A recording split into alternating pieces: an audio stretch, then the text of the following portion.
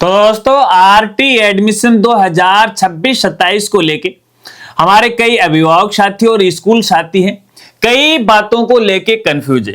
कोई ये कहता है कि एडमिशन है वो कब तक होंगे, कोई ये कह रहा है कि पोर्टल पे एडमिटेड दिखा रहा है लेकिन फिर भी स्कूल वाले एडमिशन नहीं ले रहे, कोई ये कहता है कि सीबीओ के द्वारा डॉक्यूमेंट वेरीफाई नहीं किए जा रहे, कोई ये कहता है कि अभी तक एडमिशन नहीं हुआ है, आगे क्या प्रोसेस है, किस तरह से। तो आज की इस वीडियो में मैं आपके कई तरह के जो डाउट्स हैं, आपके कई तरह के सवाल हैं, उन सवालों के जवाब है वो देने वाला हूं। और मैं दावे के साथ कह सकता हूं कि जब आप ये वीडियो कंप्लीट देख लोगे तो आपके कई डाउट्स हैं वो क्लियर हो जाएंगे। तो ये जो वीडियो है वो हमारे अभिभावक साथियों के लिए और अपने स्कूल साथियों के लिए बहुत खास होने वाली है। नमस्कार साथियों, मैं हूं आपका अपना साथी राजगुरु। साथियों, आपके डाउट्स क्लियर करने से पहले दो चार बातें आपके साथ मैं जरूर शेयर करना चाहूंगा, क्योंकि इस बारे में कई हमारे जो साथी हैं वो लगातार मुझे इंस्टाग्राम पे पूछ रहे हैं कि राजगुरु जी इन दिनों आप वीडियो नहीं अपलोड कर पा रहे। हालांकि मैं आपको बताना चाहूंगा पिछले सप्ताह भर से अपन कोई भी वीडियो अपलोड नहीं कर पाई। कल एक लाइव पे अपन आए थे, आधा पौन घंटे के हमने लाइव किए थे। तो आपको मैं यहाँ पे बताना चाहूंगा, देखिएगा ऐसी कोई बात नहीं थी। हमारी साइट पे जो पेमेंट गेटवे था वो फेल हो गया, क्योंकि जिस कंपनी के साथ हमारा एग्रीमेंट था वो वैसे तो फ्रॉड तो नहीं है, लेकिन आरबीआई के द्वारा उस पर काफी करोड़ों का जुर्माना लगा दिया। तो ऐसे में हमें भी भैया समस्या आ गई। तो पेमेंट गेटवे को सेटलमेंटल करते हुए भैया मैं साइट पे ही ज्यादा बिजी हो गया, इसलिए मैं वीडियो नहीं बना पाया। बीच में काफी सारे बड़े अपडेट भी आए हैं जिनको मैं धीरे धीरे आपको बताने वाला हूं। कोई अपडेट आपको मैं समय पे नहीं बता पाया तो उसका मुझे खेद है, माफी दीजिएगा। और इसके अलावा देखिएगा, आपके प्यार और सपोर्ट से इस बार भी हमें यूट्यूब ने अपने कोटा राजस्थान के अंदर इन्वाइट किया था, यूट्यूब पे क्रिएटर कलेक्टिव मीटअप के अंदर है। हालांकि इस बारे में मैंने सोशल मीडिया पे जानकारी दी थी, तो वहां पर भी हमारे 2-3 दिन है चले गए थे। और जल्द ही जो भी हमारा मीटअप हुआ उसकी जो वीडियो है, हमारे जो व्लॉग चैनल है राजगुरु जी व्लॉग है, उस पे मैं अपलोड करने वाला हूं। आप देखिएगा, सभी चैनल और सोशल मीडिया पे मुझे प्यार सपोर्ट है, इसी तरह से वो देते रहेगा। चलिए आपके डाउट्स क्लियर करते हैं। तो यहाँ पे देखिए, जो जो सवाल मेरे पास आ रहे हैं उन सवालों को आपके साथ शेयर कर रहा हूं और समझाने की मैं पूरी कोशिश करूंगा।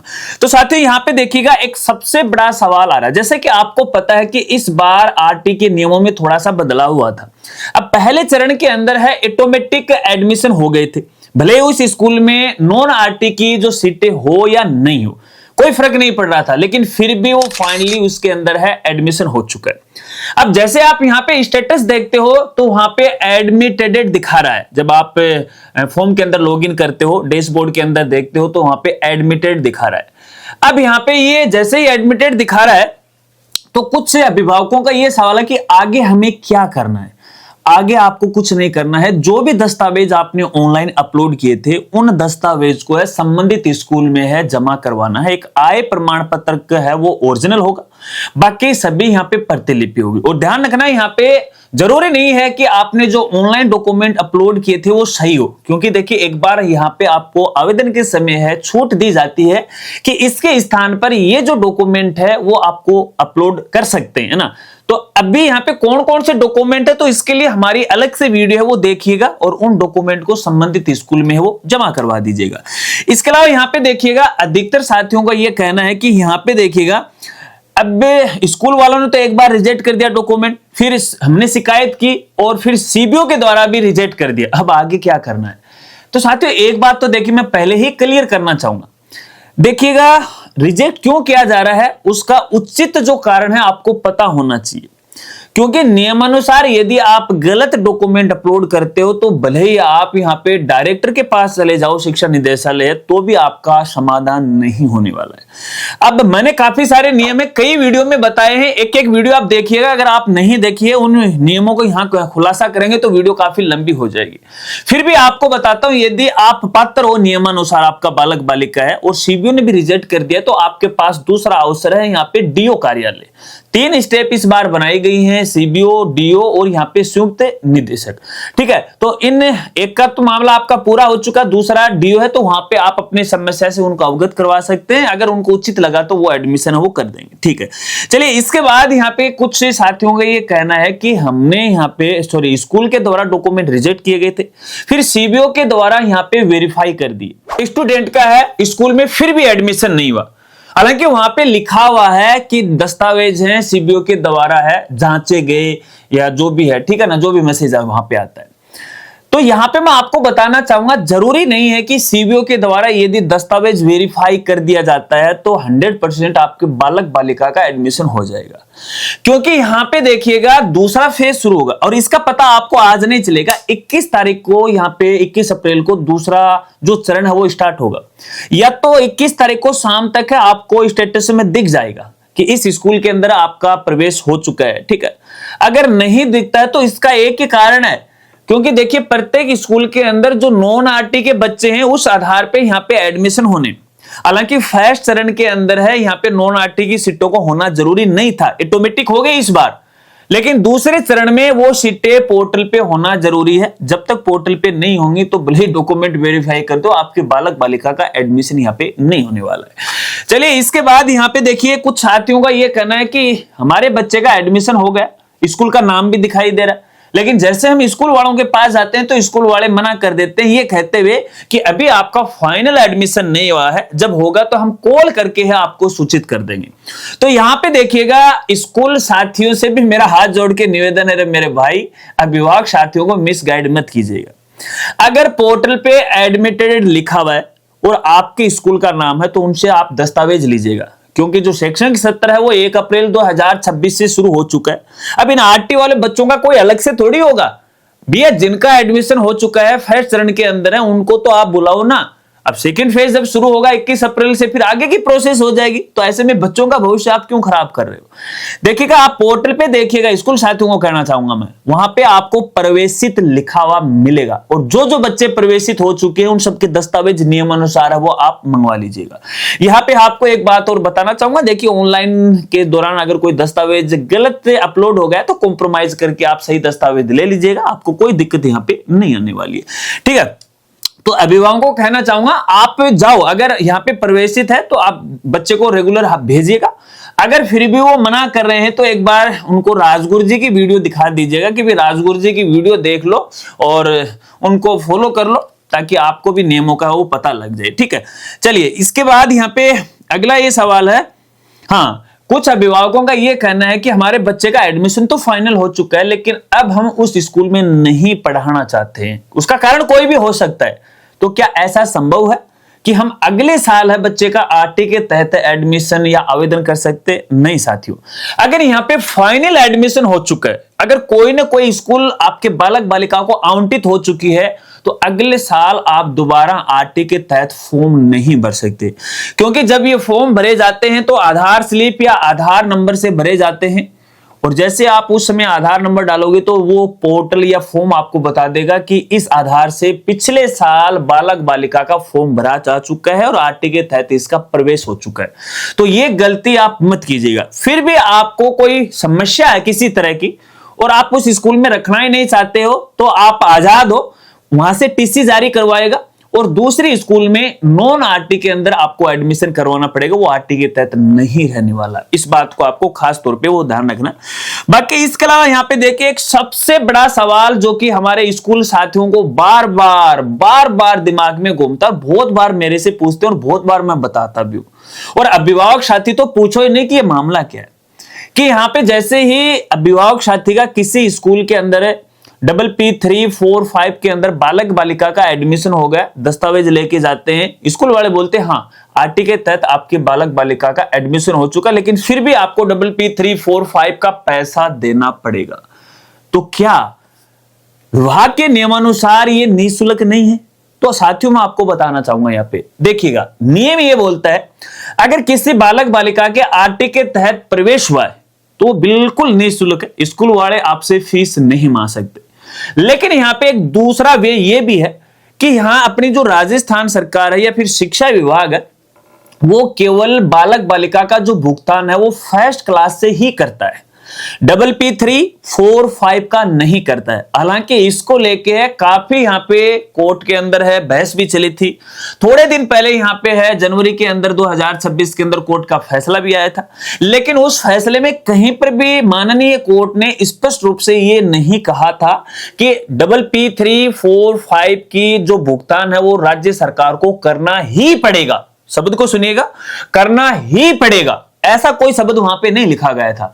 वहां पे ये लिखा गया था कि जब राज्य सरकार है आरटी के तहत एडमिशन करवाने की प्रोसेस की दिशा निर्देश जारी करने का यदि उसका दायित्व बनता है, क्योंकि हालांकि ये केंद्र सरकार की योजना है, लेकिन इसमें राज्य सरकार को भी कुछ शक्तियां दी गई हैं, तो वो अपने राज्य के अंदर है इस प्रकार की प्रवेश की व्यवस्था कर सकता है।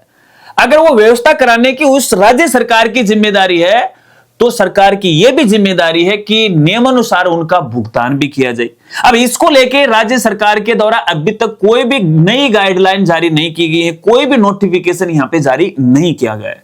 तो ऐसे में एक लड़ाई रह रही है अभिभावक और स्कूल साथियों के बीच में। हर सही भी है, मैं यहां पे देखिएगा ये जो पक्ष रखूंगा वो स्कूल साथियों के पक्ष में रखूंगा। क्यों?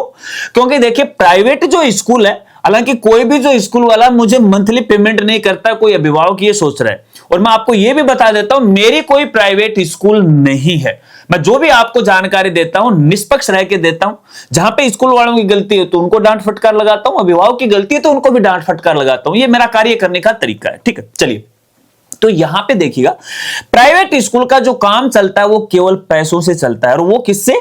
जो भी बालक बालिका पढ़ेंगे।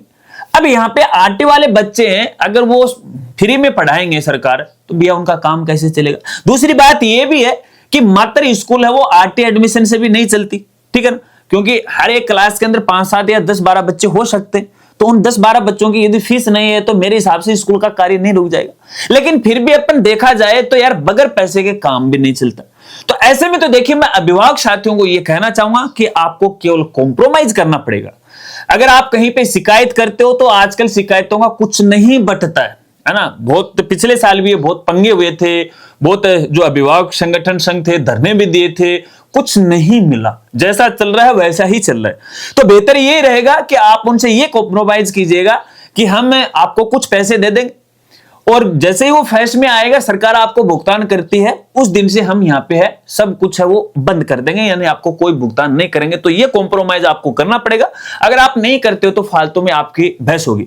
लेकिन फिर भी मैं स्कूल साथियों से हाथ जोड़ के निवेदन करना चाहूंगा। हालांकि देखिए मैं कोई ज्यादा आपसे मांग नहीं रहा हूं, अगर कोई बालक बालिका आरटी के तहत एडमिशन ले रहा है या फिर हुआ उसका, तो P345 को लेके आपस में झगड़ा मत कीजिएगा, एक शानदार कॉम्प्रोमाइज कीजिएगा, ताकि जो अभिभावक आपके साथ जुड़ा है, अगर आपका व्यवहार अच्छा रहेगा तो मेरे ख्याल से आपकी स्कूल की ग्रोथ है वो 4 गुना वो बढ़ जाएगी। अन्यथा वो मार्केट में आपकी बुरी है वो कहने वाले हैं। कॉम्प्रोमाइज आपको कैसा करना है वो आपके स्तर का मामला है, ठीक है। चलिए, इसके अलावा यहां पे देखिएगा कुछ अभिभावकों का ये कहना है कि आरटी के तहत क्या क्या फ्री मिलता है, क्योंकि इस फ्री वाले मामले को लेके स्कूल वालों के बीच में आपस में झगड़े हो रहे हैं। क्योंकि हालांकि कुछ स्कूल साथी P345 का पैसा नहीं ले रहे, फिर भी पैसा ले रहे हैं। अब यहां पे मैं आपको बताना चाहूंगा, इस बात को आप समझने की कोशिश कीजिएगा, मेरी वीडियो थोड़ी लंबी जाने वाली, कई बातें आपके साथ मुझे यहां पे शेयर करनी है। देखिएगा यहां पे जो सरकार है ना, केवल जो फीस है वो देती है, और फीस भी कितनी? अधिकतम 13,000 कुछ पैसे देती है। 13,000 मान लो, 100-200 की कोई बात नहीं, ऊपर वाले की बात नहीं करते, 13,000 रुपए देती है। भले ही उस स्कूल की फीस 20,000 हो या फिर 50,000 हो, क्योंकि यहां पे राज्य सरकार के द्वारा एक यूनिट कॉस्ट है वो रखी जाती है। उसी के आधार पर यदि स्कूल की फीस कम है तो कम वाला पैसा देगी। मान लेते हैं कि स्कूल ने पोर्टल के ऊपर 6,000 रुपए चढ़ा रखे, सरकार बोल रही है कि हम 13,000 से ज्यादा यूनिट कॉस्ट नहीं देंगे। अब यहां पे जो कम है, कम कितनी है यहां पे? 6,000। तो 13,000 की बजाय उस स्कूल वालों को केवल 6,000 रुपए मिलेंगे। अब यहां पे स्कूल वाले भी रो रहे हैं कि हम तो यार 15 चढ़ा देते तो 13 तो मिलते कम से कम। तो भैया वो राजगुरु जी के साथ नहीं जुड़े, राजगुरु जी के साथ नहीं जुड़ेंगे तो पैंतरे कहां से सीखेंगे, है ना। वो संगठन के चक्कर में पड़े हुए, पढ़ने दो, अपने को क्या जाता है, ठीक है। तो ऐसे में यहां पे देखिएगा केवल फीस देती है वो, बाकी कुछ नहीं देती है। पहले बुकों का पैसा दिया करती थी, 206 रुपए थे, जो कि पिछले साल से वो भी बंद कर दिया। अब वो बुकों का जो पैसा है सीधे अभिभावक के खाते में आने वाला है।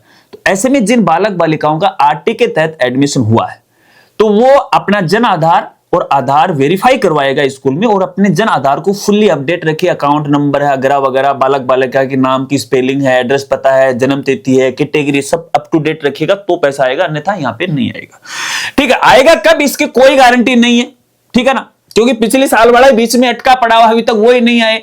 बुकों के लेके है, आप स्कूल साथियों के साथ झगड़ा नहीं करें। इसके अलावा यहाँ पे देखिएगा मात्र 200 रुपए में किताबें नहीं आती हैं, क्योंकि भैया देखो मैं आपको बताना चाहूंगा, मेरे भी बच्चा है जो कि फिलहाल इस साल 8वीं क्लास में हुआ और एनसीईआरटी की बुक लेके आया हूं।